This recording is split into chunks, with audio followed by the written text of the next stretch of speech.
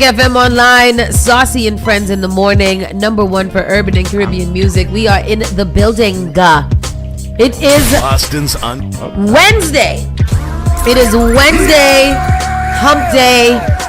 It's still the morning, so we ain't made it through the day yet, but it's in the middle of the week. That means that the weekend is soonly upon us. We are Soonly. It's the climax. Follow suits this week's? Follow suits? Follow suit, yeah. What time is that at? 10:30 a.m. A.M. Yeah. Golly. Jeez. Yes, so I'm excited about the weekend. I don't know what is going on and what is happening, but it's a good weekend. There's a lot of stuff. It's Black Joy weekend. Oh, yeah. ICA. Yeah, so they're having Friday? something at ICA on Friday, but they're also having something at the Museum of Fine Arts. They're having Black Folk Joy. Everything is so black. I thought we did all the black stuff already. Oh, you don't like DEI? Wow. No, I'm just saying. We ain't never done being black, Tristan. Where's the stuff for the white folks? You want Oh, to no. White people. Lord have. White Joy Weekend? White Joy weekend. Imagine That's that. every weekend. White Power weekend. That's every weekend. And I tell y'all, I am eating a whole breakfast dinner from Finn's Fusion downstairs right now. You have. I got stewed chicken, boiled bananas, some cabbage, some plantains, gravy. Where did you get stewed chicken? Downstairs, Finn's Fusion, stewed chicken breakfast. That sound like Is a dinner. that a thing? And cocoa tea. Oh, cocoa tea. The hell is cocoa tea? Cocoa tea. What's Hot cocoa chocolate? Well, yeah. But, Oh. made from the real Wait, cocoa. let's turn around. What do you mean Cocoa stewed tea. chicken breakfast? No, stewed chicken breakfast. Is that a special or did you say this is what I want? I would It like was the down there, and I stewed was chicken. like, what's that? He said stewed chicken. I was like, yo, put that in a plate. With some boiled banana. with some bread. With some boiled banana and some cabbages. Let me just say something. Over at Raphael's by the courthouse? Yeah. They have chopped chicken with Yep. banana in the morning. Yep. Dog. Yep. Great. Yeah. It's a great I went meal. over there one morning and got some liver in the morning. And that Liver tastes like sand. It tastes delicious. I love it. It's so I good. can't eat a liver. They say it's good for you, but I cannot get my. Oh, Me I love a either. liver. Ooh, I Auntie Iris makes liver, and she cooks it in like coconut oil with like onions and peppers and a little vinegar. I always think about that scene from was it Hannibal? Hannibal Lecter when he's eating the brain. Yeah. It was a fava bean Fava bean. and a nice Chianti. That is nice.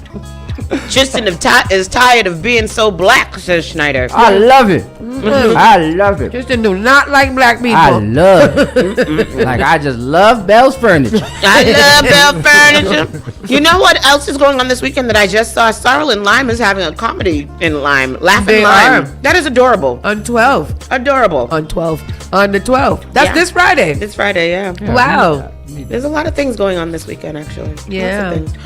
But yeah. Schneider said liver is too kind of horish for me. It is too kind of horish to me as well. That's delicious. I wish I had some right now. Boston in announcements today, just in case nobody heard or if you didn't hear, unfortunately one of Boston's favorite people has passed away over this weekend.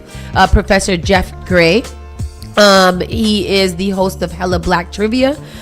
You've seen him many times all over the place. I first met this guy in I think 2015 or 2016, and has just been a force in Boston. So we want to give condolences to his friends, his inner circle, his family, his boys, everybody, because that was a random surprise hit to all of us yesterday. So condolences, and just keep the people in your prayers. If you see any posts, just give it some love and whatever. But it's a sad day in Boston. A sad weekend. You hear about things like that, and they're so sudden and unexpected. Yeah. And it really just kind of like you grieve for the person who has passed, but then you also think about your own mortality. Yeah. And that hits hard, and especially like.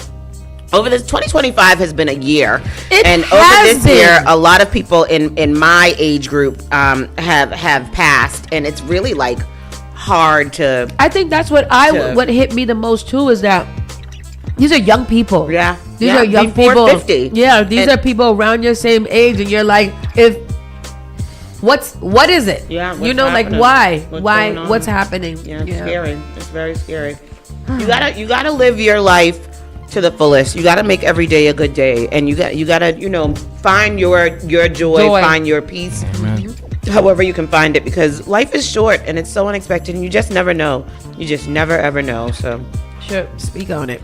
Boston, it's supposed to rain today, and I think that's just evident of just like the mood that a lot of people in the city of Boston are in right now. And then when we get into this news, ain't gonna be much different. So be prepared. Yeah, I mean, we'll see. Yeah. Sometimes there's a little happiness in A the little news. silver lining. A little something. What? Quick check-in, Miss Tony. I'm doing good. Yesterday was actually a really good day for me. I went and picked up Noah from school yesterday, and one of the teachers, as I was walking up, she was like, "Oh my God, Noah had such a good day in school today. He's such a star. He's so smart." And I was like, "Oh my!" Like, it was like the sun came out over me. Yeah, like, I mean, our listeners know I've been really having a struggle with Noah as far as like academics in school, and I had him in a school that I really thought would be the best thing for him ever, and it didn't work out the way that I thought it would over the past 4 years, and we switched to a new school this year, and I'm really, like, I feel really, really, really good about it. It also highlights something for me. So I bumped into a mom from his old school a couple weeks ago at the football game, and I was like, "Oh, how's your son doing?" And she was like, "He's doing good." And she was being very standoffish to me, which was weird. And I was like, "Oh," and she goes, "Well, how's he doing?" And I said, "He's doing amazing. I love his new school. His teacher communicates with me. It's everything that I need." And she goes, "Isn't it nice that we all get what we need?" And what does that mean? I don't know. So I was like, you know what? You're absolutely right, and I hope that her son does well where he is. But in the meantime, my son is doing really, really well, and he is getting everything that he needs, and so am I. Me either. And so, I don't like it. I don't do well with it because I'm like, just say what you got to say, or don't say nothing at all. Right, and anyway, well, I won't get into all the feelings that I have about the situation, but anyways, sometimes what you think is best is not the best, and you have to go and search for something better, and I found that, so I did get what I need. Thank you very much. And Did you vote? I did. I went and voted yesterday. My voting place, again, very, very empty. There was just me and one other person in there when I went in. The voting experience, how did you feel? Did you guys feel any different yesterday? I did. I went. So we'll get into the people who are moving on. Yeah. And all of that. But just overall general feelings, same good day. You guys know me and my household, we usually go out and vote together. However, it was very interesting to me because when I got in there with my paper for at large, I was completely thrown. Like, I was like, okay, other than the two that I know that I'm already going for, Julia Mehi and Ruthie, there's no secrets there. Everybody else was kind of like, who are you and what are you and what did you do? And we talk to people. We talk to people outside. We network them. We have outside conversations and everything. But I was just kind of like, I don't see y'all. Y'all don't necessarily do nothing for my people. So I'm not sure what you're doing here. Yeah, the rest of my other two votes ended up being name recognition. Yeah. To be honest with you, but I did didn't Will. really. Huh? I Me voted too. for Will, yeah. So that's another thing. Like, I had to ask Carlos this yesterday. I didn't know that you can actually help people while you're voting. Oh, I didn't know that either. Me either. I thought I had to sneak. So I usually go with mommy and daddy, who are not necessarily the most political savvy. We try as much to talk about them in the house and stuff like that. But when they got there, they were like, who do I pick? And I'm like, oh, so I technically got 3 votes. But Will got one of them and Frank Baker got one of them, and that's just from them picking. That's their name recognition. Yep. So it was very interesting. I received an interesting text yesterday or whatever too, and about Frank Baker, and people seem to be towing the line or on the fence about him being voted in. Yeah. And I just said, you know what? I sat next to the guy yesterday. I listened to what he had to say. I do like a lot of the things that he said. And so, like, based off of that is why he gets my vote. And that is what I wrote yesterday. I said I had to rely on conversations that I had with people and points that I agreed with them that need to be prioritized. So Frank, a lot of people, I've been doing my research after he left here. Like, what's Frank? Like, what do we feel about? Like, whatever. Frank is a white guy from South Boston. He is exactly who he is. Yeah. Like, literally. You don't get, which I feel is a little different from Erin Murphy, because I don't really agree with a lot of her points. Right. So maybe they're the same people or they came from the same cloth, but I resonated with him a little bit more than I did with her. Yeah. I haven't seen anything from Henry Santana.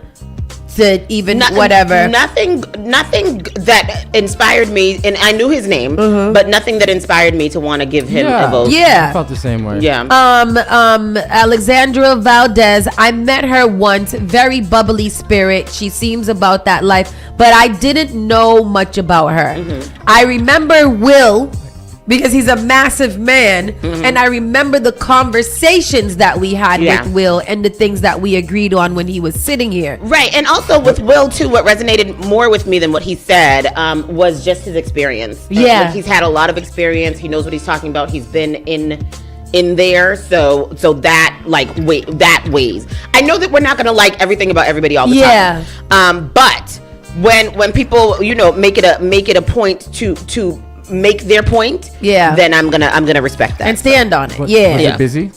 Was it busy for you, Danielle? No, it wasn't. It was the four of us, and then when we were leaving, there was another family of four that came as well. And what time did you go? We went at let's say 4:30, 5 o'clock. So at this point, all of the polls had already started to come in that we were at 12%. Yeah. And I thought we was going to get to 14. We maxed out at about 17% of registered voters that actually got up and voted for something, which is beyond me, because I personally feel that even if you get in there and every single name on there you hate, you can literally just register, write your own name in there and put it in, and you will be counted as a voter. I don't understand why we're not even doing that. Yeah. It's pretty busy over here. Really? I vote at Morningstar, and they have like 3 different rooms, and they're usually pretty busy. Yeah. Really? Yeah. Oh. Well, I feel like Morningstar is a hub. Yeah. So I think a lot of people in this area go there. So I think it would be more, I don't know. It's just kind of discouraging, because you go on Facebook, right, and you see everybody complaining, and Mayor Will and Josh Kraft and all these think pieces and all of these you can't conversations. Listen to the internet. They're not real. But that's what I'm saying. Everybody, exactly. You guys want to go on the internet and write all of these things and say all of these things, but when you have an action step to put in place of it, other than press and send, you can't go down the street, because all your polls is down the street to go vote. And I know they're saying that we can't shame people into voting, but something's got to give. You got to shame people into voting. Yeah. You got to shame them. So speaking of shaming into voting, we take the kids to vote, and I waited for Noah yesterday to go vote, and we went in and we casted our vote, and me and him had an argument about who I was voting for. And he was like, how did that go? You can vote for that person if you want to, but I'm voting for Josh Kraft. And I was like, okay, you're not voting for Josh Kraft because you're not voting. Well, why can't I vote? So I had to explain that to him. But he took a picture in front of Domingos's and this is what he had to say. I don't know if you can hear it.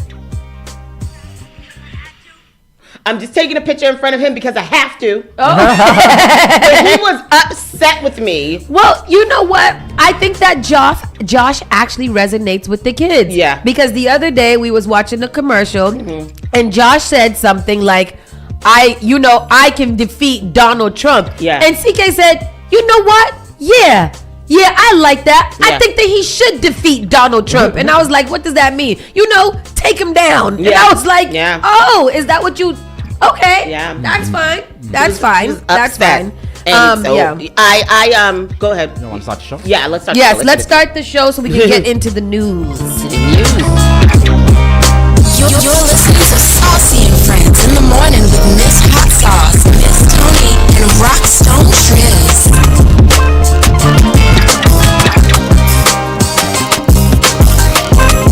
You're listening to Spark FM. Online. Call Spark FM at 617-272-3387. The Spark of New England, Spark FM. Bringing the heat back to the airwaves. Good morning. Yeah. Good morning. Spark FM Online, #1 for urban and Caribbean music. So we are here in the building, and we were just going over, high level discussion about the election results yesterday. So we're going to get into the show. Let us get the business out of the way. Today is September 10th. It is 9/10/2025, and it is Wednesday. It's approximately 9:45 in the morning, and it is currently 64 degrees. Today we're only getting to a high of 68, so we're falling it out. We're there. Tonight is gonna drop down to 54, and last night was goddamn cold. 40 degrees, I think we went. Golly, it was freezing. Yeah, yep. I don't like Thank it. you, Chris. What do you say? What Chris say? Just saying. Oh, so today is going to reach a high of 68 as we continue through the weekend. Tomorrow is going to be probably the nicest day of this week. It'll be a high of 75, Friday 69, and then Saturday we hit a 72 and a 74 on Sunday. So we're at the cusp of it almost getting cold enough to put your bubble jacket back on. Tristan came in here today with a bubble vest. You got to bubble up. Yes. Bubble up. Yeah. Something I was gonna say. Forget. Yes. Yes, Chris, we are sisters. If you haven't noticed. He says, "Good morning. I just want to know, are you sisters? And whoever put y'all together, I love y'all chemistry." Yes, our parents. Yes. Yes. They put us right together. Well. And yes, black people. It is too cold up here for black people. Oh, let me tell you. Speaking of black people, Noah told me this morning that he didn't know that there was light-skinned black people. He thought light-skinned black people is white. So Noah, You were white this I'm whole white. time? I've been white the whole time. And a couple weeks ago, he asked me if Papa was the only white man that I liked.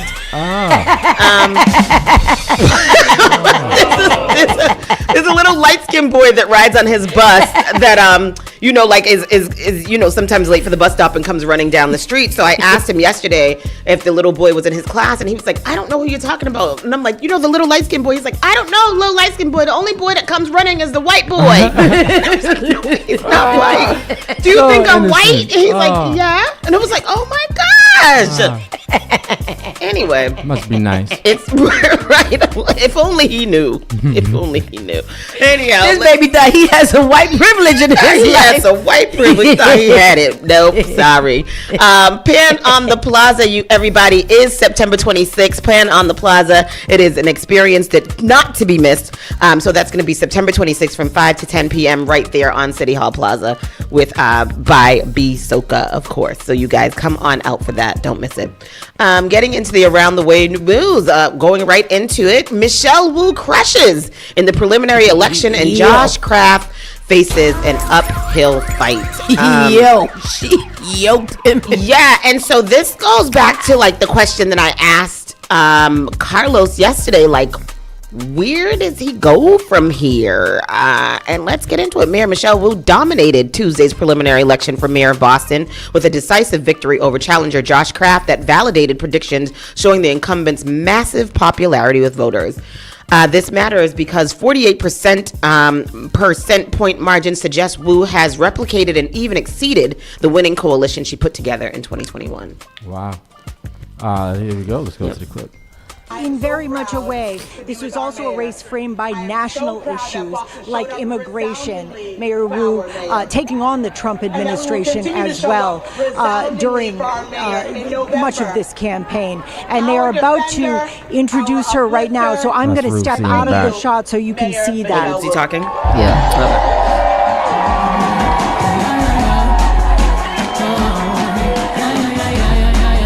fast so. forward through some of And it. congratulations. We're still waiting for all the numbers to come in, but it's looking like you're going to have a pretty good night as well.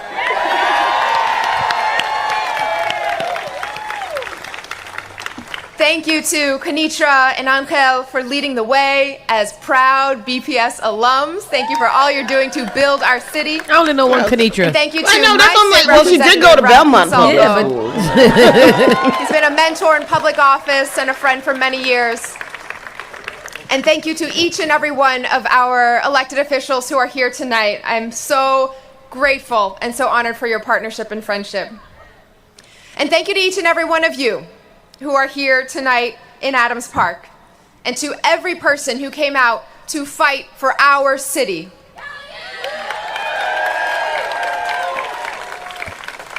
Gathered here in Adams Park are some of the most battle-tested organizers anywhere in the country. I'm not gonna play the whole The thing. most dedicated neighborhood leaders. The most relentless. So months of sustained criticism from Kraft on Wu's management style, housing policies, and public safety record and dedication to expanding bike lanes didn't seem to register with voters. By the numbers, Wu secured 71.6 of preliminary votes, according to the Associated Press. Kraft finished with 23.3% support. Two minor candidates were eliminated from November's ballot.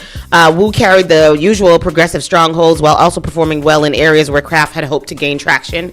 Kraft managed to outperform Wu in a few of the more right-leaning areas of town, like Dorchester's Florian Hall.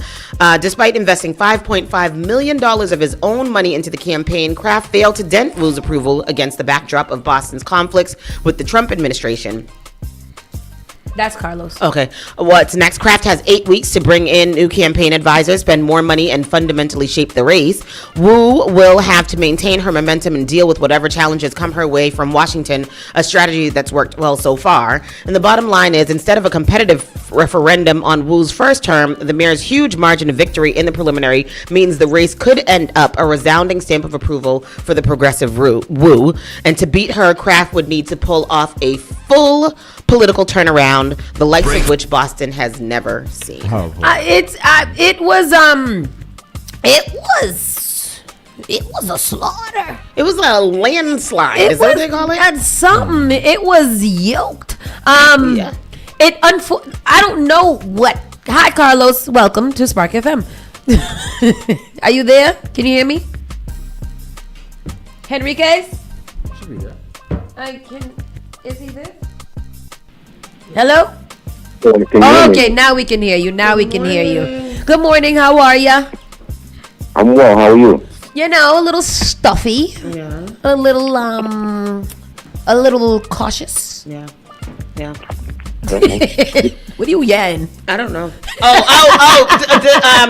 David Hightower posted, my math may be a little off or completely, but I can't go for only 15 to 20% of the city went out to vote last night. Oh yeah. Yeah. Let's start there. Yeah.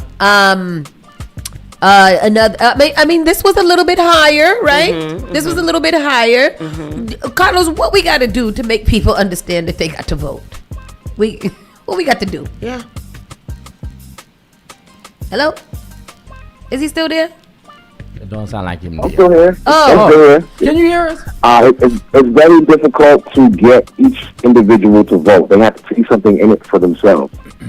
So while it seems like it should be easy for everyone just to say, hey, this is important for our community, you have to show them why and how they can actually impact it. And sometimes that's a person-by-person basis. Sometimes it's a block-by-block basis. But I don't really think that as community we do a good job in the years in between elections. I agree. I think I And can we kind of fully leave that agree. work to the electeds. You know, that work falls on just the electeds, and you don't really see a lot of nonprofits or just your average citizens. I mean, I think people doing it in their one-offs in their family, but I think there needs to be a larger effort, a community-wide effort, or a more coordinated effort to get more people to register. You know, all these basketball games, and when people are talking about the blackest summer ever, you know, I wasn't there to enjoy the whole summer in Boston, maybe just a couple of weeks, but how many registration tables did you see or voter education tables did you see? I want to let the record reflect that at Spark the Block, we had a voter registration table. That's Yeah, nice. just yeah, would Doing your like part. the record to reflect. I think it's going to be hard because I feel like America, the propaganda has people so so It does. divided, and Yeah, people don't want to be really active in politics like that. Yeah, there's been a lot of fear mongering that's been put into place, and I think that's the play, right? That they're doing. They want to instill that fear, like no matter what you do, we're going to do what we want to do anyway. But we got to understand that this is definitely something that we have control over. We have to be able. You have to go out and exercise your right to vote. If for no other reason than the fact that our ancestors fought for this. You know what I mean? Like, if for no other reason, like, I have that right, I'm going to do it. Yeah. But it's terrible, and especially when we look outside and see what's going on, you got to be able to try to make a difference somehow, man. I think to your point, Miss Tony, I think I think that case, even with the ancestors case, I think sometimes we're disconnected from the actual history. Like, we know it anecdotally, or our ancestors died for this, but I think when you do the research and see the pictures and really hear the story about a town being burnt down and people being killed and hung as they approached to vote, and they were still going to vote because they knew how important it was. Those are kind of some of the emotional ties that we need to have towards voting. But even last night's numbers, I mean, the total votes cast, I think, were 92,000, and in 92,430. And in 2021, when you had more candidates, probably more elected, more dynamic candidates, you had 107,000 people vote. So it is still down in the preliminary. So it's down probably about almost 20,000 from 2021. That is so that was 107. Yeah.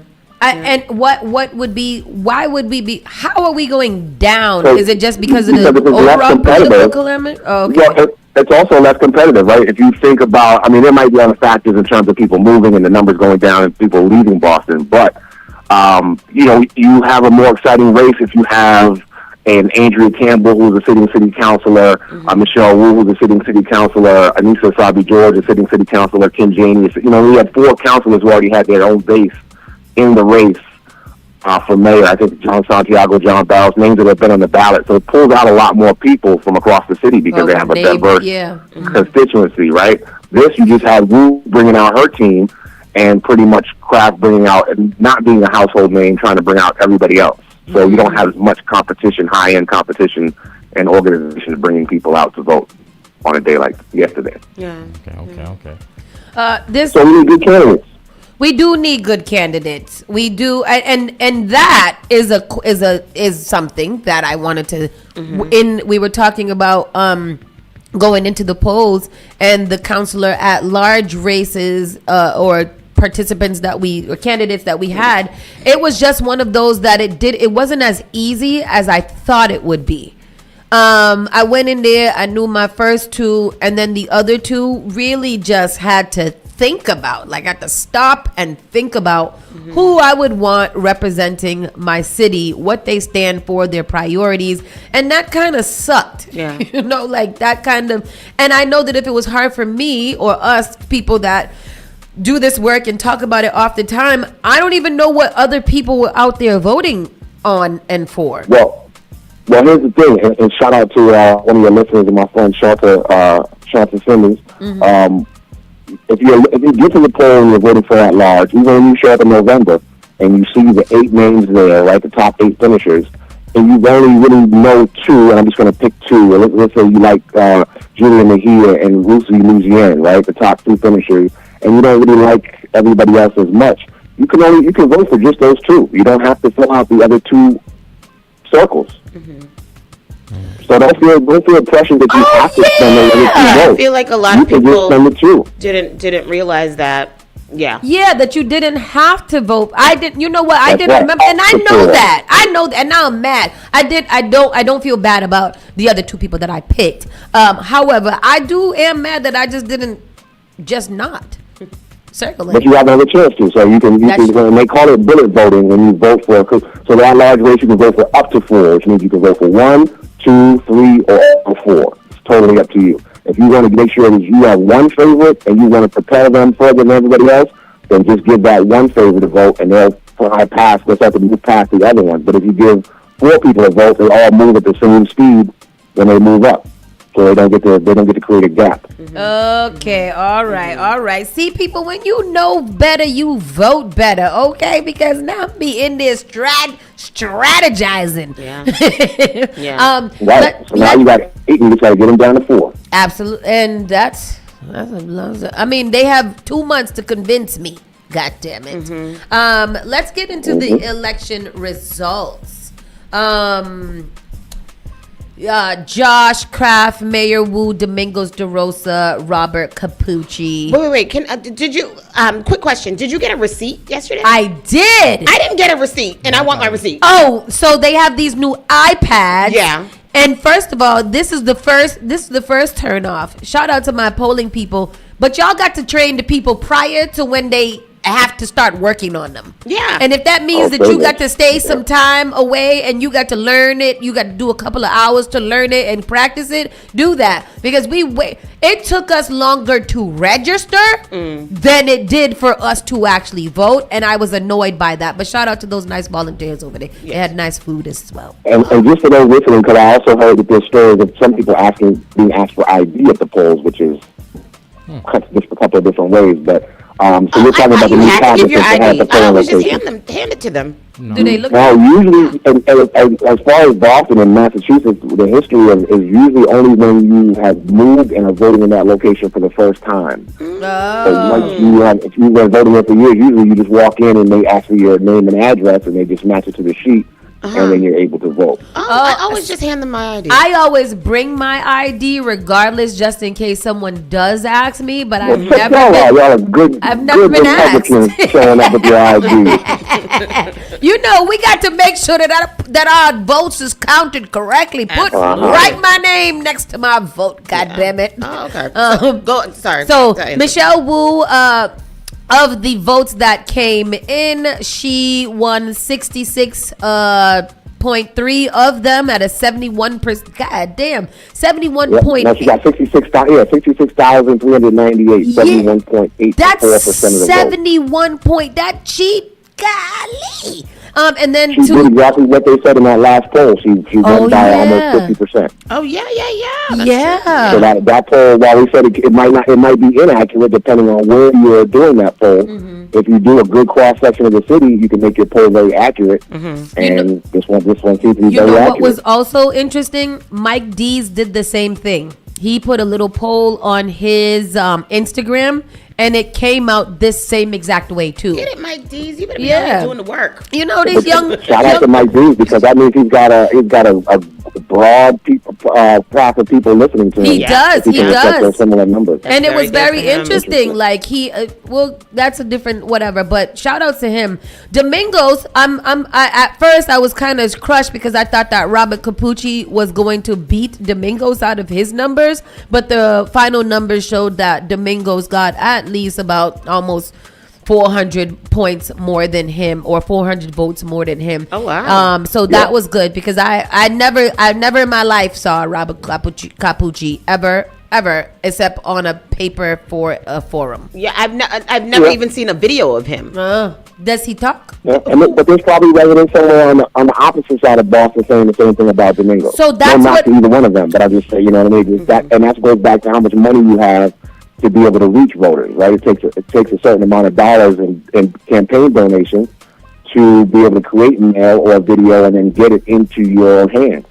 This is what we were talking yesterday, because we were saying that Domingos is heavy over here, but he probably don't go over there. And Capucci probably was over there at his base and was like, "Oh, my peoples could hold me down." Yeah. And it reflected that. Yeah. It did reflect that. And Domingos might have worked citywide. I think Domingos worked citywide in most neighborhoods. However, he's run on the ballot before at large, so it's a different race when he's had larger numbers. I think in that large race he's pulled in 11,000 votes before. Oh, really? But it becomes different. But it's different when you can vote. You can spread 1 or 4 votes, and you can give him one with 3 other at-large councilors versus when you're in a head-to-head race and you can only pick one. Yeah. So it's different when you're going up against a mayor who controls the city pretty strongly politically.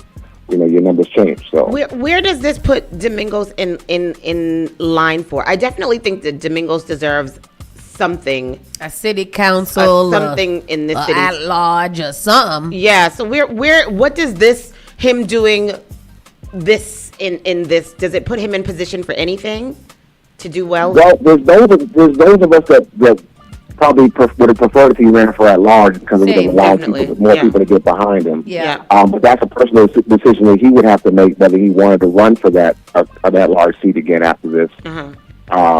So for an elected seat, he'd have to decide what race he's best suited for and that he wants to run for, where it gives him the power that he wants to make change. Yeah. Some people think he can do that at the mayor's seat. I think he said he wanted to run for mayor because he wanted to be able to make the change directly and not have to deal with the city council. So part of that is up to him. I don't know if he's no knock to him. I think he's an independent voice. I don't think he's going to friendly enough campaign for a mayor to be like, oh, let me pull him inside the administration. Yeah. Sometimes that comes out of elections. It really does depend on how you look at RFK. Yeah.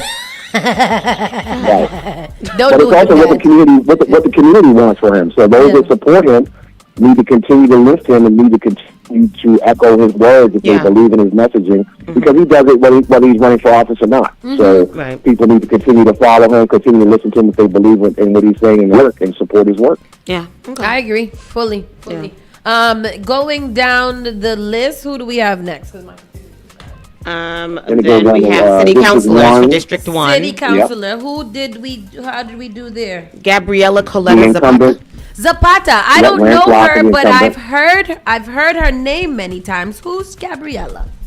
This is her second term. She's a young woman from East Boston. So District 1 is East Boston, Charlestown, and a little bit of the North End. Okay. So she's already the incumbent. She won that preliminary by a landslide. She had 76% of the vote, too. Yeah, with that kind of margin, her and Andretti McDuffie Stanziani, two very ethnic names, Gabriela Coletta Zapata. She's black?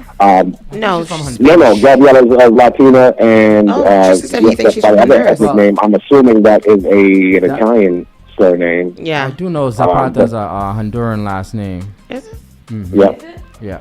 Oh, so those two will move forward, but she'll probably win that in a landslide. 76% to 14. 76% to 14%. That is crazy. I don't know any of those names. District 2, Ed Flynn by a landslide. Come on, Ed Flynn. By a landslide. 86%. South Boston. Because that's my boy. So that's South Boston, Chinatown, and some of downtown.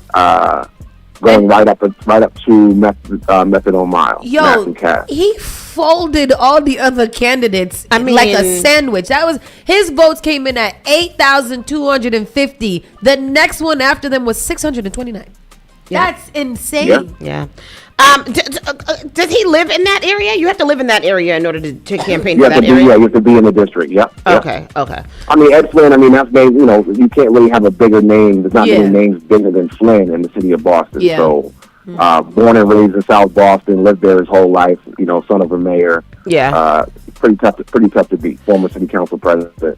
Yeah, I think Ed Flynn's just gonna, he's just gonna be there. So I don't think they should have any more voting. That's his seat. If you're lucky, maybe a governor will pick him up and bring him into the administration and then he'll leave that way. But oh yeah. So what? You said he's a former city council president. How do you? Why isn't he anymore? You can only serve one term, right? Oh. Or go one ahead, time voter. Go ahead, tell him. You can only serve one term non-consecutively. Like you can go out and come back in, but you can't just stay there all the time. So Rootsy won't be president again? No. Oh.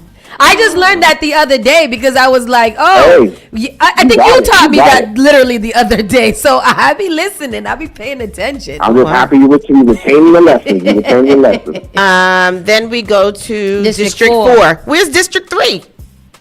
District 3, I don't believe that Fitzgerald had a challenger, so there was no preliminary for it. Okay. So I think there's only two of them, so they'll go right to the final. Oh, well. Oh, okay. District 4, Brian Worrell. And he slaughtered everybody too. Yes. I do like that Juwan Skins has not stopped fighting for his right to run, and I support that. Yeah. I'm fine with that. Yeah. But it's very interesting too. the difference in voting numbers between District 2 and District 4. There's about 3,000 more people that voted in District 2 in the white districts, or instead of one of the blackest districts. So that's also something that we have to kind of pay attention to. And for the naysayers, because people will hear that and go, well, there's more white people than black people. But in districts, the districts are broken up with a very even amount of voting age population. We call it VAP. Wow. That just means you have the same, very close to the same number of people over the age of 18 in your district. Now, they might not all be registered, but they're there. So you have the potential to have the same votes that another district has. I'll just say, I live in District 4. None of these, during this whole campaign season, I've never seen any of these people. I've seen Brian because I've seen Brian. I've never seen Helen Cameron's name. I don't either. I don't know who that person is. Nope, not at all. And that again is probably why people didn't come out to vote. District 5, Enrique Pepin. And I heard that his people hold him down. They hold him down. I think he's born and raised in that district. Formerly worked for Councilor Tito Jackson, so he knew City Hall well. Allied well with the mayor.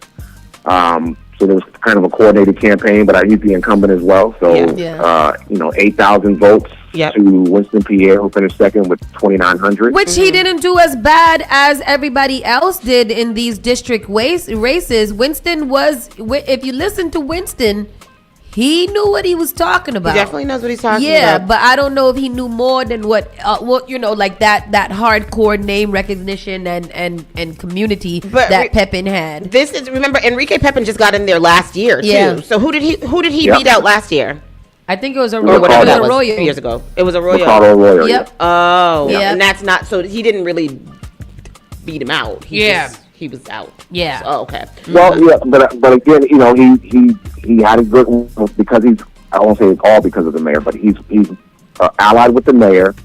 So he has a good machine. He's a student of the game, formerly working in City Hall. So he's running a campaign that's very well organized and decently funded. So again, once you're an incumbent, people remember voting for you. They're not going to just vote for you one time and then next time switch on you unless you gave them a reason to leave you. Oh, okay. So no one breaks up with you as a voter unless you gave them a reason. You didn't return their call. You voted the wrong way. You didn't come to their party or their cookout. You have to give them a reason to turn their vote. Okay. Yeah. All right. Sharon Hinton. I wasn't very familiar with her. And I know Sharon Hinton. I just met her in full last October, and she's been, great individual. Great very, woman, very great. Very civically active. Old media. A lot of institutional knowledge. Yep. District 7, and I on purpose did not look at this. So I'm seeing it now for the first time, and I'm surprised. So district recount. The word recount has been getting thrown around since last night because they're so close to percentage points. I believe they're going to probably ask for a recount to make sure these numbers are correct. This is interesting because I knew that I was voting for Tashad no matter what, but I also understood the landscape of politics, and I knew that it was going to be a hard run for her coming in very, very, very, very green to beat out these names. And I'm not surprised at the names at all. As Mr. Culpepper, I don't know why I call him Mr. instead of Reverend, but because he's older. Yeah, Mr. Culpepper. I got such good respect. Mr. Culpepper it has a ring to it. I didn't know that I thought he was gonna come in like fourth. I thought Maverick was gonna be at the top, and then Saeed. Orange Man. Orange Saeed. Yeah. But this is different, and I'm really excited about Sam Hurtado. I like that man a lot. Yeah. So Saeed, Coach Ahmed, came in first at 1,155, about 15.72%. Then Mr. Culpepper at 15%, Maverick Alfonso at 14.72, and then Sam Hurtado at 14.38. And those are the ones who are damn, between Saeed and Sam and Orange Shirt too. You have literally only 3 votes. You have 30 votes separating one. You have another 20 votes separating another 24 votes. Yeah. 3 votes separating Sam and Saeed. Right. So you have to recount those because you could be off by 3 votes. Yeah. So who moves on? The 4. The 4 of them move on. Right now, only top 2. Only Only 2. Oh, they got to recount the way y'all did that right there. Yeah, we demand a recall. It might be a couple of days. Yeah, one of those camps, and I'm not sure what the procedure is, I think the percentage points are close enough and the votes are close enough that it automatically triggers it. Yeah. But there might be something where one of them has to file and ask for the recount. But if that close, I would ask for a recount. Yeah. I mean, within a year, went from 10 to 1 vote. You never know how it could move, especially between 3 people or 4 people. For some reason, I am more interested in this race than any other race. For some reason, because I think that this race actually matters to the actual people, like mayor and at large. They more generalized and stuff. These are the people who's gonna be on. But this one just had so many.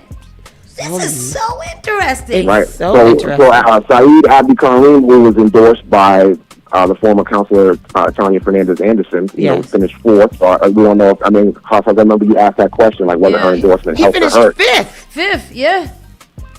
No, 4th. No, 5th. It's Saeed Coach, then Millie Culpepper, Maverick, Sam, and then Saeed. Oh yes, 5th. Wow, yes, 5th. Yeah.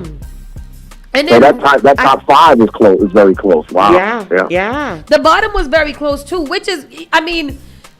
There's one name on here that I don't understand what you guys are doing here. Don't even do it. I'm not even gonna say it, but I am literally confused about why that many people went outside and circled the bubble. Yeah. I am completely confused about what y'all be saying, doing, and thinking. You talking about 228 people? Yeah.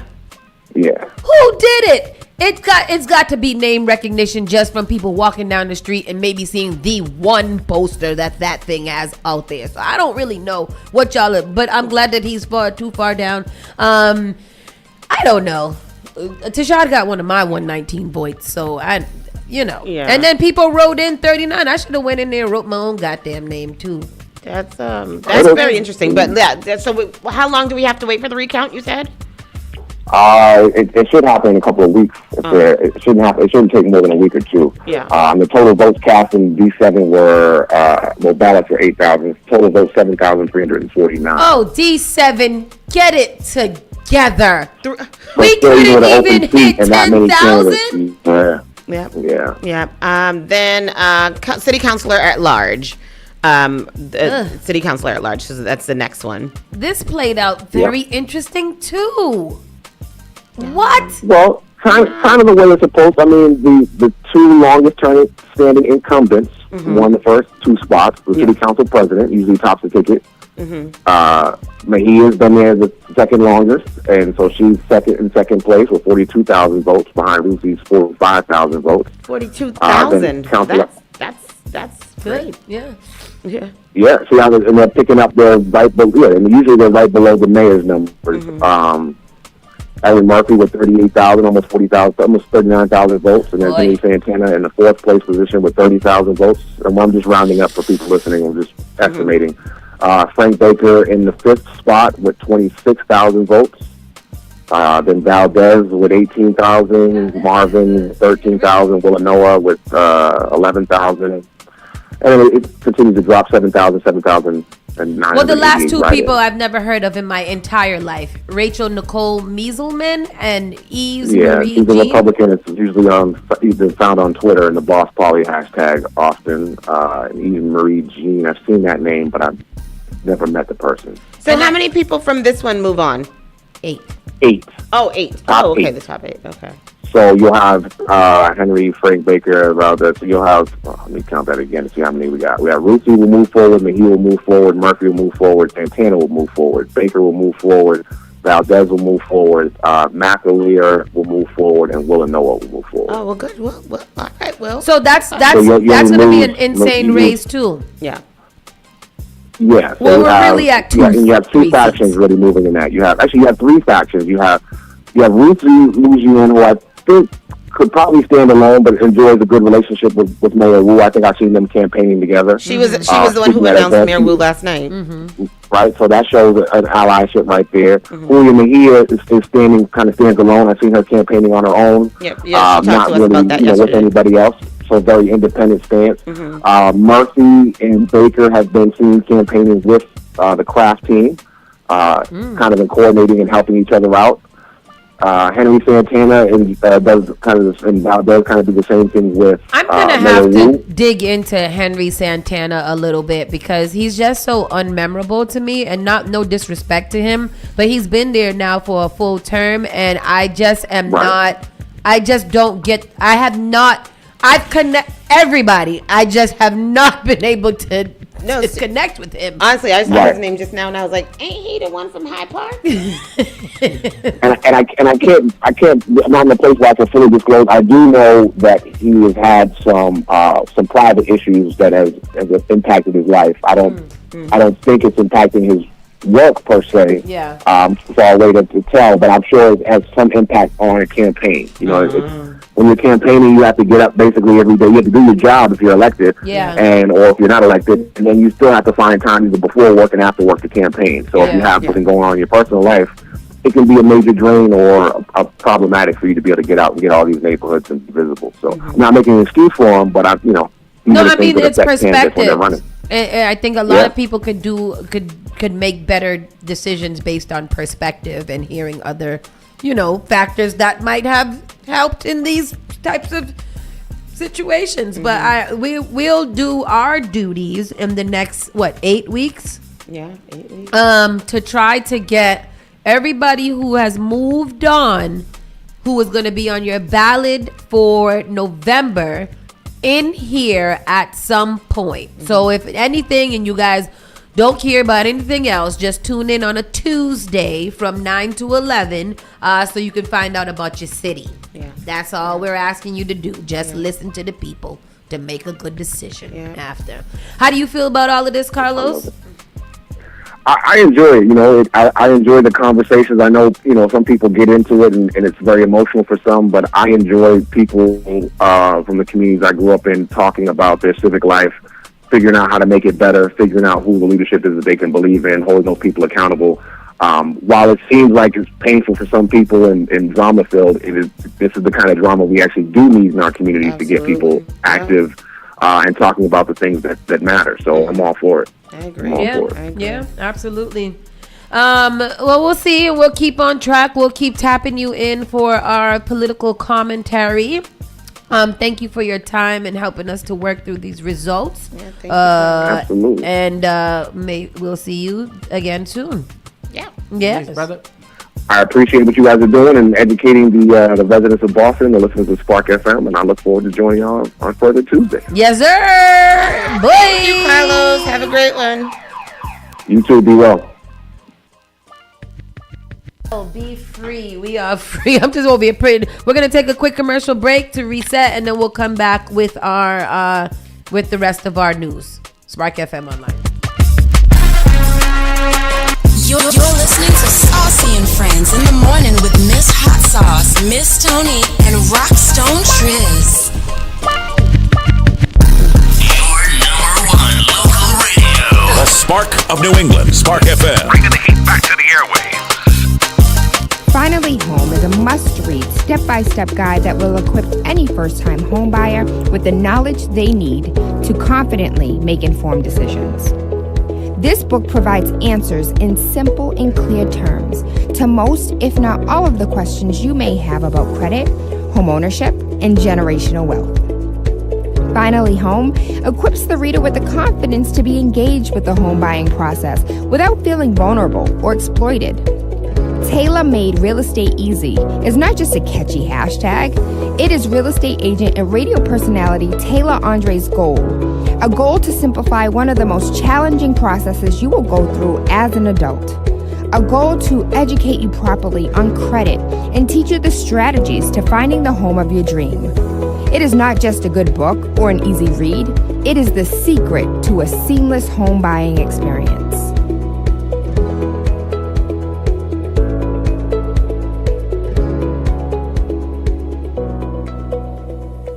Often I hear people talking about how high their electricity bills are. Massachusetts has programs that everyday homeowners pay for, but never look into. Have you ever considered why some homes have panels and others don't? If you have Eversource, National Grid, or Unitil for electricity, you are paying for your neighbors to get panels at no cost. The charges are on the bill. Why not get someone to pay for yours? This program also helps with re-roofing, tree cutting, and electrical upgrades. If you're tired of short-term solutions for a long-term problem, connect with Bakari to find out if your home meets the requirements to upgrade at no cost out of pocket. Save the planet, future-proof your family for power outages, and save tens of thousands of dollars on an otherwise lifelong bill. Mention Spark when you call or text SPARK to 617-833-8940 to get 2 months off your power bill covered if your home gets selected.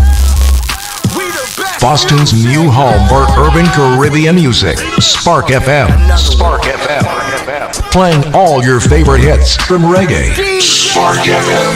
If you no mess with the way you are gonna see a million. We got it gon' go long just like the Amazon. Spark FM. I know that life is not easy. No say we are for winning. Walk with the camera like Jesus. Soca. No one dancing away. Hip hop. Yeah, we on and we going crazy. R&B. Cause with me, knew you could do damage. You could do damage. Afrobeats and much more. Spark FM. Spark FM.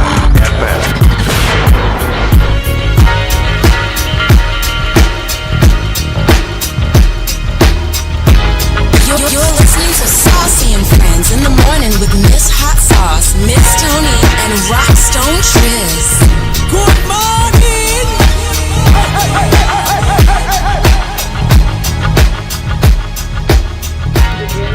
Yeah. Spark FM Online, #1 for urban and Caribbean music. We just got off the phone with Carlos Enriquez, who helped us get through the election night results.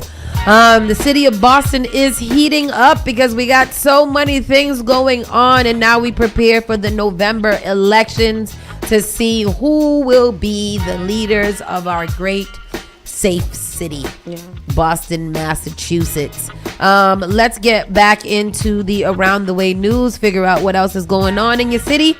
Miss Tony, what you got? Just some campaign tea that was going on yesterday. You know, there's always got to be some tea. So apparently, Kraft backer drives into a tree at an East Boston polling place, and then a loud guy threatens a state rep for supporting Wu. I feel like I kind of know who. We all know who that loud thing is. Oh, Boston's Leslie Knope reports some guy with one of those fancy electronic Craftmatic adjustable sign trucks tried pulling up to the Chevrolet School Apartments polling place in East Boston, that's Ward 1, Precinct 11 this morning, only to drive into a tree. And then the neighborhood was mesmerized by the graphics, she reports, adding she checked and the tree was fine. Oh, not long after a Kraft backer needed to use the restroom at the precinct, no problem, except he tried to bring his large Kraft sign in with him. Lose the sign first, they told him. He did, and then he was able to get relief. Meanwhile, across the harbor, State Rep Brandy Fluker Oakley from Dorchester endorsed Mayor Wu on her Facebook page yesterday, along with a at-large council candidate, Frank Baker. Yeah, so, you know, that guy who likes to show up at the crime scenes and parades to angrily yell at people was just besides himself. In fact, he threatened to go ape shit on her ass. He added, "You are now on my list. I'm coming for you all the way without breaking laws. You should be worried about your family Without breaking laws." Just put that in there. Without breaking laws, sorry. You should be worried about your family member who is sick, not Wu. It's war, and you just jumped in it. Brace yourself. I'm coming. Hope you and your husband better be clean. Shame. Shame. Shame. Wow. Who the hell? He threatened somebody like that? According to this, he started off as a Kraft supporter and then he switched to Team DeRosa.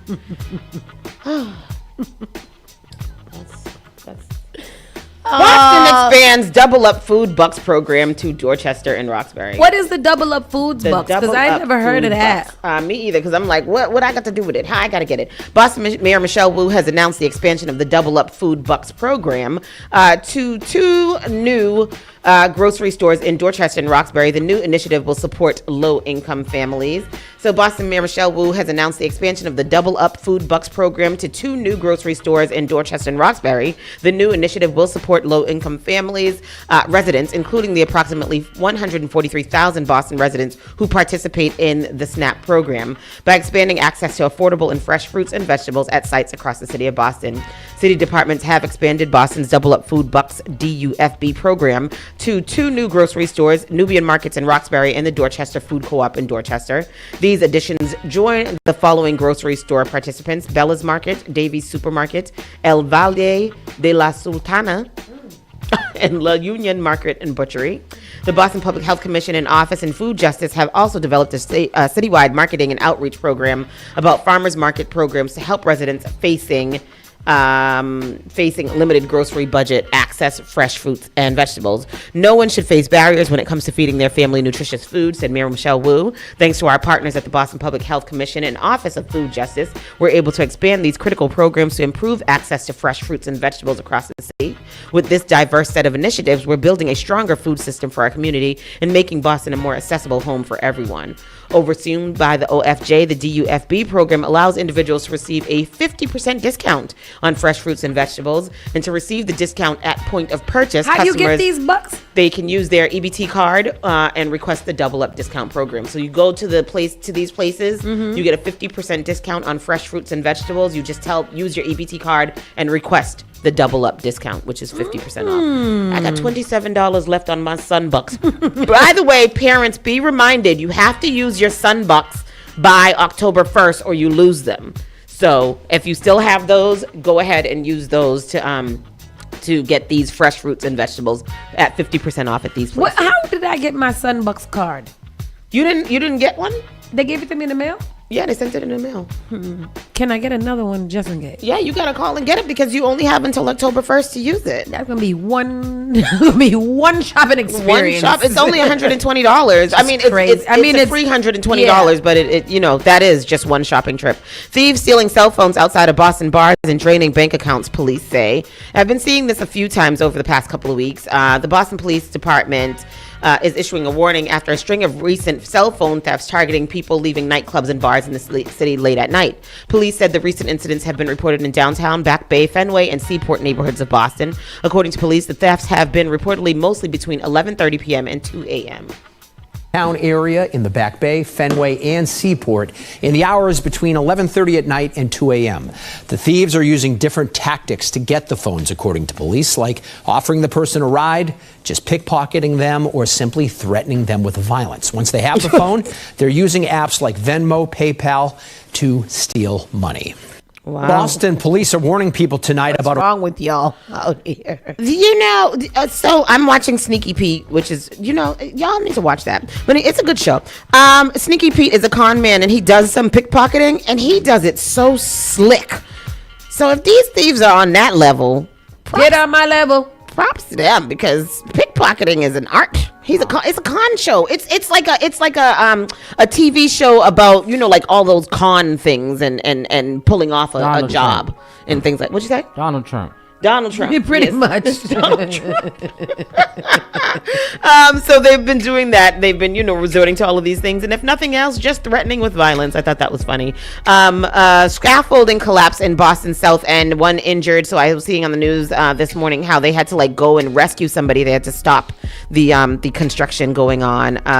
A construction worker was lifted out of a building's third floor window on Tuesday after being injured on the job. The man was lowered on a ladder truck in a rescue basket by Boston firefighters, where emergency crews put him on a stretcher and took him to the hospital. He tried tried to speak, but when you get hurt, you just can't. You just speak very low," said Alvaro Lergaspada, who recorded the rescue. He tried to say something to the people who helped him. His face was tight in his neck, so he doesn't move.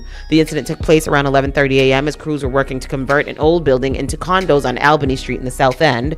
There was stacked scaffolding up there, the deputy chief says. Do you have the clip? Yes, 1 second. Oh, okay.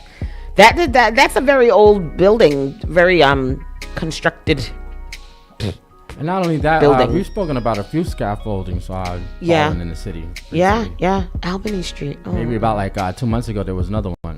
Oh, really? The window washers, remember? Oh, yes, the window washers. That's scary. I'm not doing that. That's a job that I can't do because you're not going to have me hanging off the side of a 50-foot building. 7's Kimberly Bookman is live for us in Boston with more details. Kimberly. Johnny, that worker is expected to be okay. He was inside this building right here over my shoulder, and he had to be removed from a third-story window and taken to a hospital.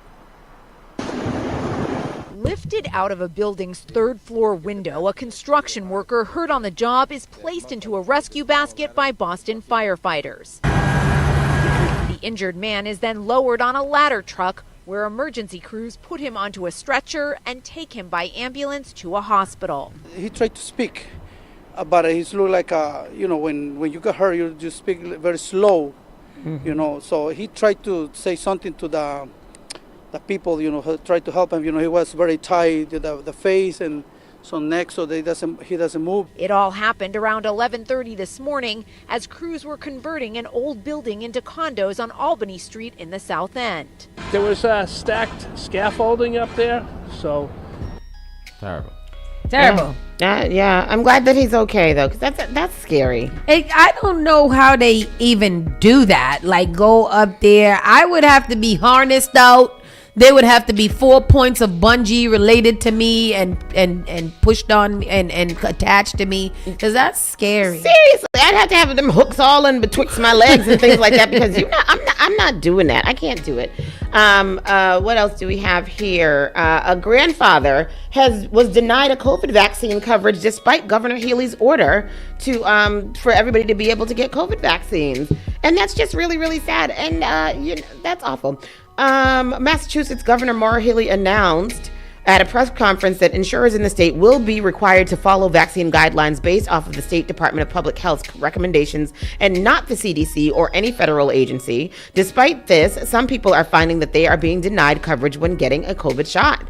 George Jenkins is a 70-year-old grandfather from Worcester who takes his health seriously. He eats a balanced diet and practices daily Tai Chi. He haven't gotten the message. As we age, our motivations can change. Oh, I want to be healthy. That's George Jenkins' motivation to get a COVID vaccine. I need to protect my wife and my grandkids. There's a photo of the grandkids, some of the grandkids over there. At 70 years old, he doesn't want to get COVID again. What I did it was called a single whip. It may put a halt on his daily Tai Chi. There's surges in certain parts of the country, and I want to be prepared. Recently, he went to a nearby Stop and Shop to get a flu and COVID vaccine.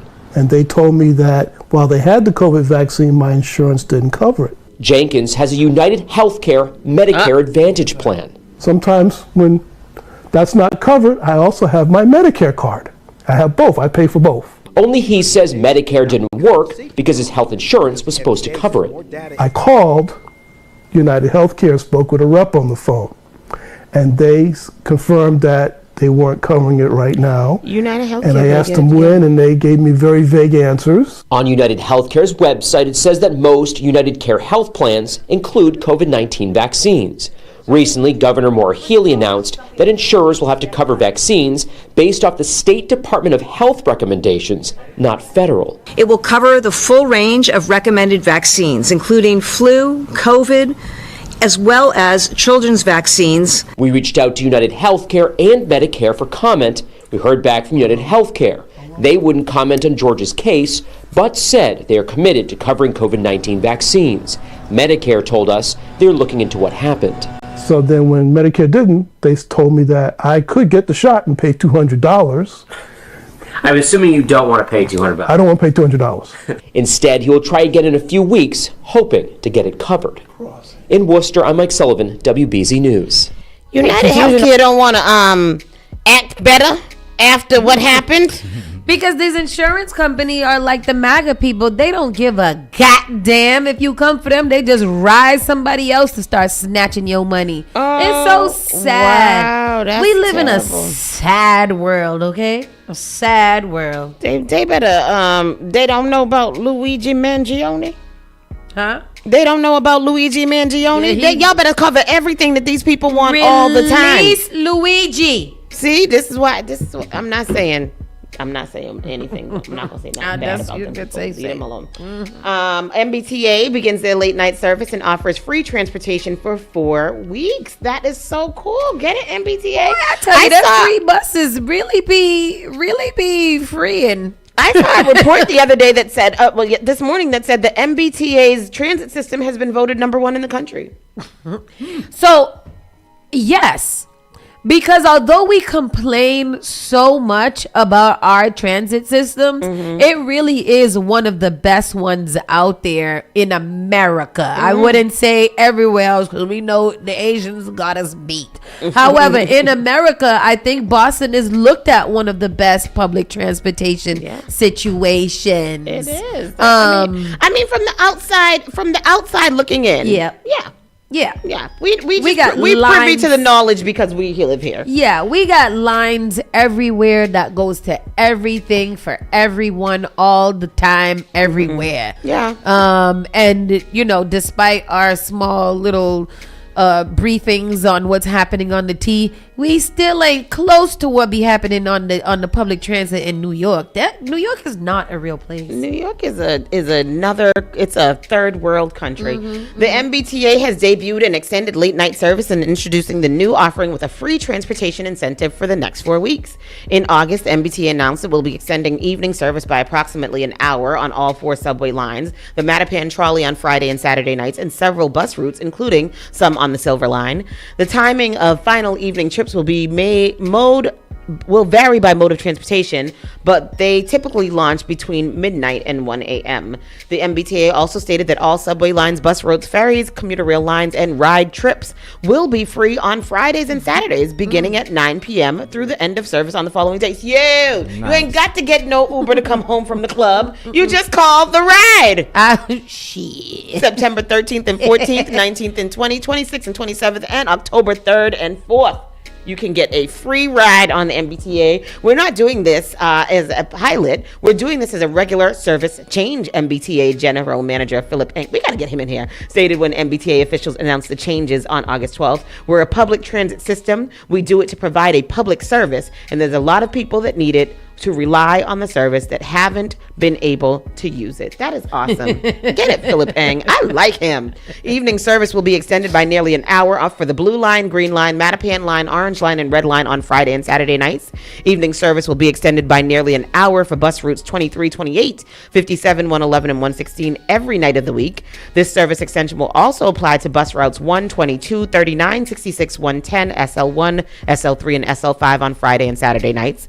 And bus routes 1, 15, 22, 23, 28, and 31 will become frequent bus routes with service every 15 minutes or better all day, every day. That 15 minutes be long though. From 5 a.m. to 1 a.m. Monday through Saturday, and 6 a.m. to 1 a.m. on Sundays. That's awesome. So the 15, the 22, the 23, the 28, and the 31. From what time to what time? They're going from all day from 5 a.m. to 1 a.m. Monday through Saturday, and 6 to 1 on Sundays. I'm about to take the free 28 down here to Dudley and then take the free 15 to my house. Yeah. And I'm going to save months of gas. Man, listen, I'm just going to get on the bus, ride up and down all day. Do the MBTAs got Wi-Fi on them? No. Oh. They do not. I was about to say, I'm going to work from bus because I can. And then lastly, this story here, which is so crazy. You just canceled your entire business. Boston pizza shop shames teen for letting his girlfriend pay for his pizza, and now it's getting review bombed, which is crazy. So the cashier at Boston Pizza shop harshly judged a teen boy for letting his girl, a companion, pay their tab, but the attempted lesson in chivalry backfired, and the restaurant is now dealing with a slew of negative comments.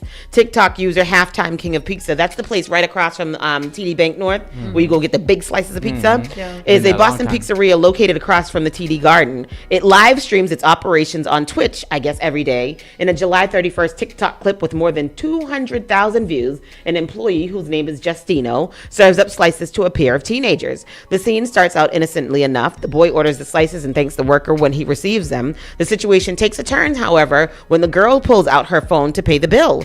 Justino looks visibly surprised. "Wow, gentlemen," he sarcastically says. It's unclear whether the teens initially understood what was happening. "We're live on Twitch right now. Say hello to the camera," Justino says. The boy offers a friendly "Go Birds" in response as the girl completes a transaction. Justino takes a long sip of a bubbly sparkling water before making his disapproval more explicit. "You're live on TV having a girl pay for you," Justino says. Finally understanding he's being scolded, the boy replies, "Yeah, all right," and the couple turns away with their pizza. Justino turns back to the camera. "I don't know," he says, shrugging. "It's not how I roll." Viewers started reacting and shaming the guy. In the comment section, viewers made it clear that they do not approve of the way that the worker treated his teen customer. "Just serve the pizza, bro. Bro thought we'd be on his side," a third person says. "Man's pushing 30, talking down on a teenager relationship." Another person said the worker was wrong to make assumptions about the relationship. Oh, he got it. Let's see. Oh, go ahead, yeah. Okay, 1 second. I'm put out there. Because I kept seeing this coming across my thing, and I'm like, I can't get involved in no more children things because I can't read. I can't. Yeah, go ahead. All right, I'll save it for later for dessert. Thank you. Actual thing. Yeah. Anything else? That should be all.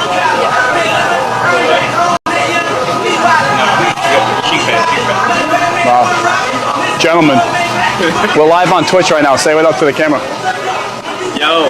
We're live on Twitch. Go birds. Go birds. You're live on TV having your girl pay for you. Yeah. All right, respect. I don't know. Not how I roll. Oh, okay. So he did that. People came on. They started making all these comments about him doing that.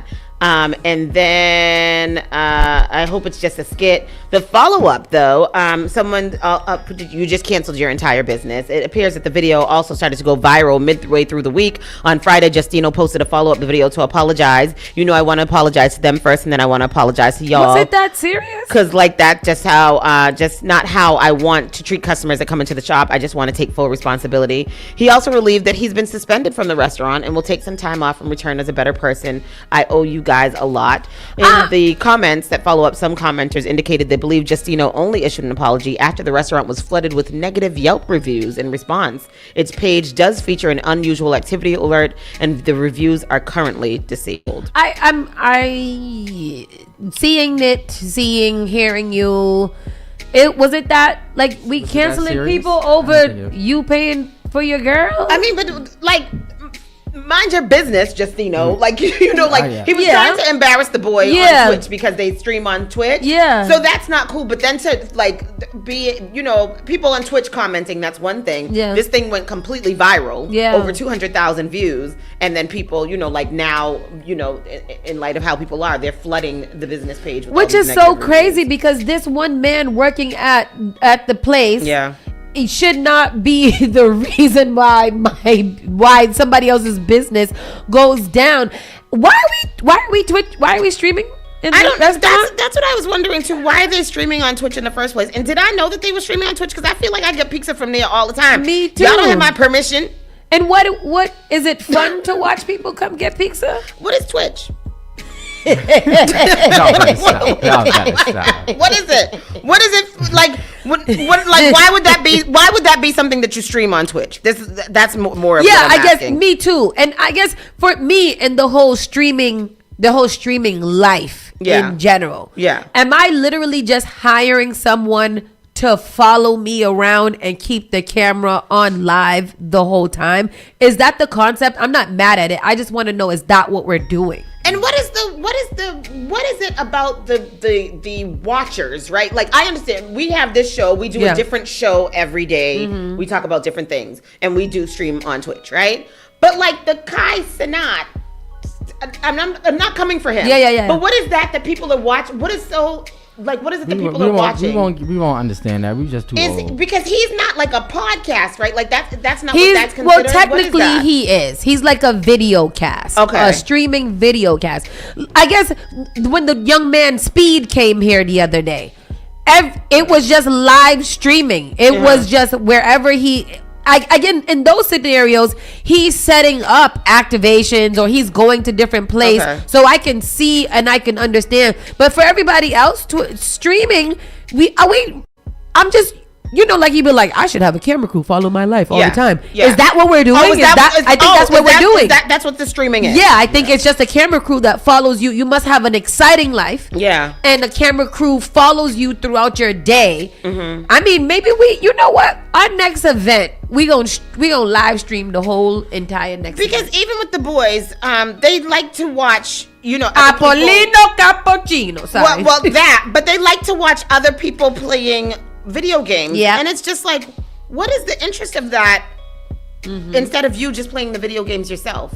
So those type of things I don't understand. Like I don't know if I'm that interested in anybody else's life to sit there and watch somebody just sit there. Yeah. But anyhow, that's me. That's the local news. We're gonna take a quick commercial break, come back, fly through the national news, get into the entertainment a little bit. This is Saucy and Friends in the Morning, SparkFMOnline.com.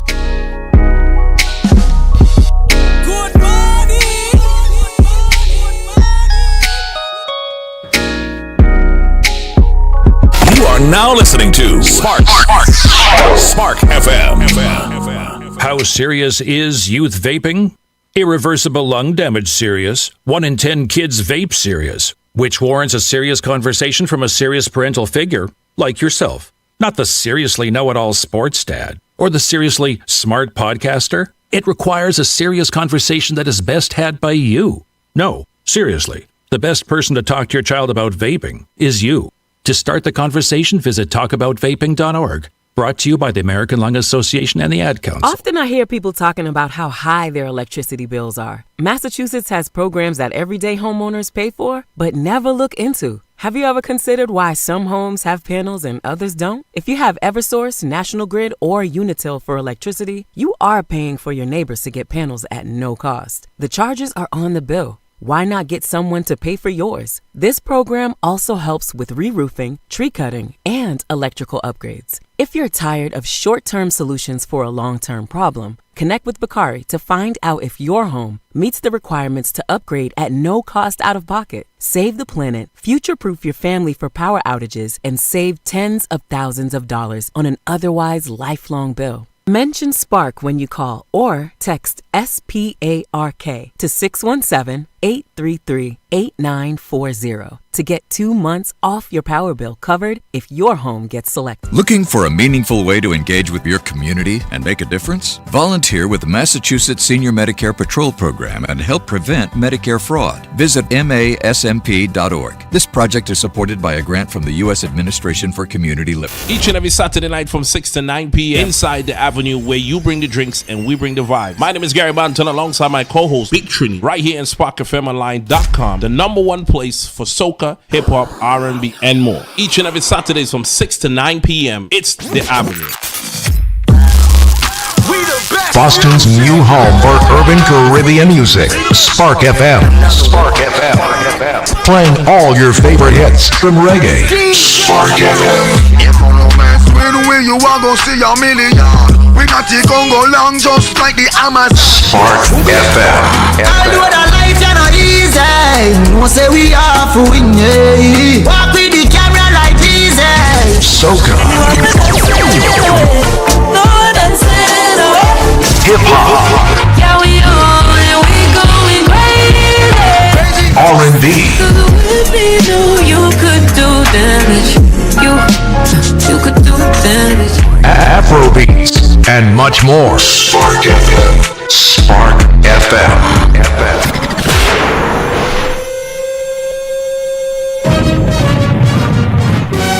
You're listening to Saucy and Friends in the morning with Miss Hot Sauce, Miss Tony, and Rockstone Triz. All right, let's see what we got here. We're going to break it down in the next 10 minutes to see what's going on. Tired. Like, feel like tired. Like, I'm just lay down. You eat in the morning, you're gonna be hungry by the morning. And it's cold today. It feels like a blanket and cover up. Not even cuddle, just in my own blanket, watching the TV with one piece of your head sticking out because it's cold. That's a nice one. Tristan, it seems like you do that. You coil up. Yeah, a little bit. I need a full body pillow. This morning after I came back from the bus stop, I did, and I covered my head with the blanket and was laying there. 5 more minutes. Yeah.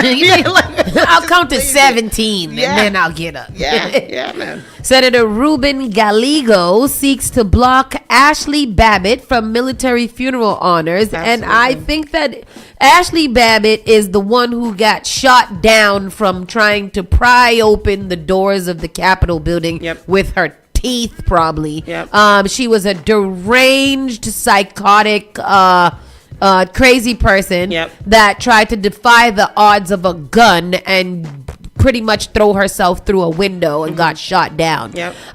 Making America great again. And it's crazy because I believe that she did receive a little reparation already, and they want to honor her with a full military funeral.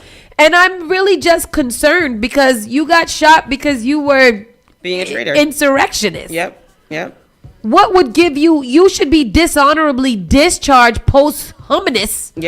And you should be buried in a wooden box in the back somewhere because you are dishonored to your country. She's already buried though, right? Yeah. Like, so why? What are we doing this retroactively for? I don't, because Donald Trump is an antagonist and a psychopath, and his team is the same way, who feel like this is another way to piss off the American people, and we're gonna do it.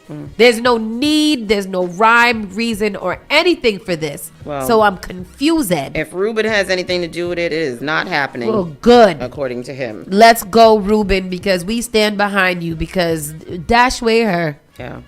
Let her rest in whatever way that she deserves. Rest in piss. Hello. Police arrested a 13-year-old in Washington State who had everything ready to go for a mass shooting. How they got him? I don't know, but look at his arsenal of weapons that he had. Oh, he was preparing for the actual ultimate war. He is a Top Gun. 13 years old though. Like what is your life that this is what you have? When police arrested a 13-year-old boy in Washington State last week accused of making threats to kill, they found he had everything ready to go to commit a mass shooting, including a trove of more than 20 guns in his home. He was arrested after the Pierre County Sheriff's Office received information Friday from an internet watch group that reports threatening online posts, Deputy Carly Capito said. After reviewing the suspect's social media posts, it was warranted to immediately move forward with an arrest. He was believed to had school shooter IDA. I'm trying to read the story and look at the guns at the same time, and I am flabbergasted. When a SWAT team descended on the boy's home located in a suburban area of Parkland, Washington around 1 a.m. Saturday, they found a collection of 23 firearms, several boxes of ammunition, loaded magazines with high school shooter writings on them, as well as clothing and writing typicals to a mass shooting scenario. High school shooter was written on them? I don't know. Maybe it's a let's go to the clip. School shooting has been averted. A 13-year-old is under arrest after investigators found an arsenal of nearly 24 guns at his home, and they say the evidence does not stop there. 13 years old. Well, ABC's Trevor Alt has the details on the case and the likely tragedy that, thank goodness, has been avoided. This morning, police in Washington state say this is the arsenal of weapons found in the home of a 13-year-old boy they believe was planning a school massacre. Every detective, every SWAT member that went into that home 100% will say that we stopped a major mass shooting from happening. The suspect appearing in court Monday Show his pleaded not face. guilty to multiple felonies. He's a minor, Charging so- documents, So? prosecutors say the teen had written threats on social media, sharing photographs holding semi-automatic rifles. He had everything packed and ready to go, and it likely was just a matter of time before he decided to cause havoc in our community. Authorities say they found 23 weapons in the home, many of which were unsecured. And there were several handguns and homemade long guns that had been made using 3D printed parts known as ghost guns, a growing concern for law enforcement. It's concerning to know how many of these guns are being made and whose hands they're going into. According to police, the suspect was obsessed with school shooters, and the walls of his room were covered with drawings and pictures of past shootings. Did he live They by say himself? He also had a gas mask and a backpack full of ammunition, including several AR-style magazines, which had writings on them referencing mass shootings. This 13-year-old could potentially be released from jail in a week as he awaits trial. There's also so far no word on if his parents could be charged for allegedly failing to secure all those weapons. Trevor Ault, ABC News, Los Angeles. Am I stupid? Am I dumb? The same question that you just asked.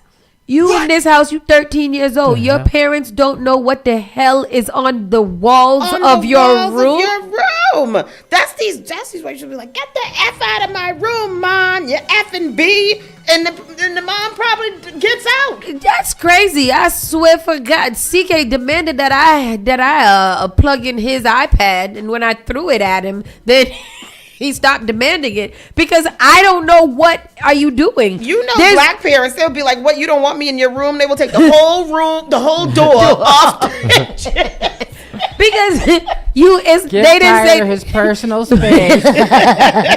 They said what investigators found in the boy's room revealed that what was described as an obsession with past school shooters. He imitated similar behaviors with photos and inscriptions spread throughout his room, the sheriff office said. It is unknown who or what the intended target was going to be, but it's clear that if it was a matter of time before arrest his parents because that much oversight, or undersight, or I'm not an. It's negligence. It's negligence. And then on top of that, you had the guns unsecured just around the house, 23 of them. You never thought once in your life that this little psychotic psycho was going to be out here trying to kill people's children. And parents know when their kids is psycho. So Hello. don't even try it. Arrest them immediately. And put them all in the same cell. Have a family cell for them.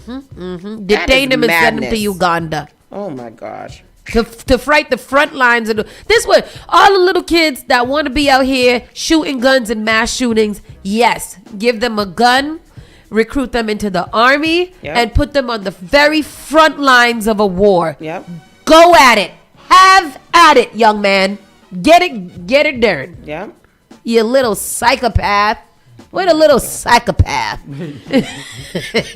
Video shows fatal stabbing of Ukrainian woman refugee on Charlotte light train. Have you guys seen debate this? on crime. I seen it and it pisses me off. It's awful because it's just read it. I don't think they never showed the full video, but basically the Ukrainian woman was just getting on the bus. On the bus there was a man sitting there. He was just sitting there leaning against the window. They flashed to her getting on the bus and pretty much sitting right in front of him. She's on her phone minding her business. Nothing is going on. Nothing is happening. All of a sudden we see him rummaging around, kind of looking around, opens a knife, gets up, and all you see is the hand coming down, and that's it. Wow. She didn't even realize that she was stabbed. And then the girl ended up dying. Yeah. And this guy was like has like a history, a vast criminal history, and was like out on bail for some heinous act that I don't know if I'm saying actor, and he shouldn't have been on the street. Yep. Jesus. And he stabbed up the poor little beautiful girl. Yep. So beautiful. She escaped here to America from Ukraine so that she can get safe. Yeah. She might as well had stayed there and got a bomb, because that probably would have been a nicer death for her, because that's crazy. Yeah. That man's a devil. Yep. So she's not the only person. I think he stabbed 3 people in that stabbing. Around 4.5 minutes after she boarded the train, a man identified by police as Brown pulled out a knife out of his pocket. The video shows he unfolded the knife while she remained looking at her phone. Then the video shows him jump up, grab the seat bar in front of him with his left hand, and stabbed her with his right hand. She curled up with her knees by her chest and with her hand over her mouth, looks up at her attacker. About 15 seconds later, she falls to the floor, the video shows. The video doesn't show the two interacting before the attack. A judge has ordered Brown to be evaluated for 60 days in a local hospital. Her death drew attention over the weekend after the video attack was released, and former White House advisor Elon Musk posted about the incident several times on X. The attack has sparked several responses from the Trump administration and others who point fingers at crime and local authorities. So the DOJ is now actually after this guy. The mayor fired back in her most recent statement, blaming a tragic failure by the courts and magistrates for the death. So the suspect has a lengthy criminal and mental health history, including convictions for armed robbery, felony larceny, and breaking and entering. He spent more than 5 years behind bars for robbery with a dangerous weapon. North Carolina state records list 14 cases for him other than those related to the killing. They stem back to 2011 and include arrest for minor offenses like speeding and shoplifting. It's unclear how many of them were prosecuted. After he was released from his 5-year sentence in 2020, he didn't seem like himself, his sister said. He was then diagnosed with schizophrenia and suffered hallucinations and paranoia. Though he was arrested the other night, they decided to drop the concerns. I don't know what that is. He attacked his sister in 2022, and then he was arrested that night, but then she dropped the charges because of his mental issues. He's had multiple times the government has implanted a chip in him. He's told multiple times, a person that is hearing voices in their head and believes that the world is against them, they're going to break. But there was no reason why he attacked this girl. Yeah, I wonder what triggered it. I don't know. Because he looked like he was minding his business for the most part. And then when she came in, he got kill happy. She said she talked to her brother after his arrest and asked him why he attacked the woman. And he said, because she was reading my mind. That's schizophrenia. Yeah. The mother says that her son struggled with mental health problems and was homeless and living in a local shelter. She tried to get him placed in a long-term facility, but her attempts failed because she wasn't his guardian. You see why sometimes in our controversy is sometimes people don't know what they need in order to get better. So if you're not out here, forcing people to get better with treatment and long-term strategy, you're just kind of setting them up for failure because they're not going to get any help. That's sad. That's an all-around really just sad situation. It's just really sad. Chilling new details emerge after decomposing body found inside a bag in singer David's Tesla. Yeah, do we know who David is? No, David Ford. I don't know. So he's black and he's a singer. His car was towed and it was an impound yard. Yeah. And when they went and opened the car, there was a mutilated and decomposing woman's body in the car. Did he do it? They don't. That hasn't been said yet. Was he driving around with somebody's dead body in it? I don't know, but who is he? David? The body was found inside the car that had been impounded and sitting in the Hollywood tow yard. Cops suspect the human remains had been in this abandoned car for about 5 days before it was towed. Police swooped on the yard after workers detected a foul smell. The grim discovery sparked a probe, and coroners have now started to release details about the person found in the car. The body has been put inside of a body bag and discovered in the front trunk. Front trunk? Yeah. Because I think they have front trunks. She had a distinctive tattoo that said "shh." The woman was wearing black leggings and a tube top. So 5 days before his car, he was driving the car when they pulled him over, or they just told him? He's on a world tour right now, and he's scheduled to perform Tuesday night in Minneapolis. But so he's not there. I don't know who David is though. Me either. He looks. Well, I don't know. Okay. Another body was found in a different car in another tow yard in Los Angeles, too, at the same time. It's a serial killer. Millionaire mood. Social media goes in after Gabrielle Zuniga shares boss selfie following settlement with Shannon Sharp. So that's Shannon Sharp's little girl? Yes. You know what hurts me the most is that 20 million could have went through a whole bunch of little black kids or a black woman or somebody who needed the money. Not no little privileged white girl that you was freaking out whenever you wanted. But that's why y'all got to do better with how you guys mess up your own money too. Especially Shannon Sharp, big black old ass. You crazy for that. Hennessy That's what you drinking get. ass. Uncle Shay Shay. You know, and that's it. That's all we have today. We'll leave it at that because you go white girls up here getting on. Boy, I tell you the truth. Tired. Anyhow, bye. Y'all sound like a whole bunch of old people in here. Peace, y'all. Peace. Everybody just behave, please. Bye. Bye. You're listening to Saucy and Friends in the morning with Miss Hot Sauce, Miss Tony, and Rockstone Triz.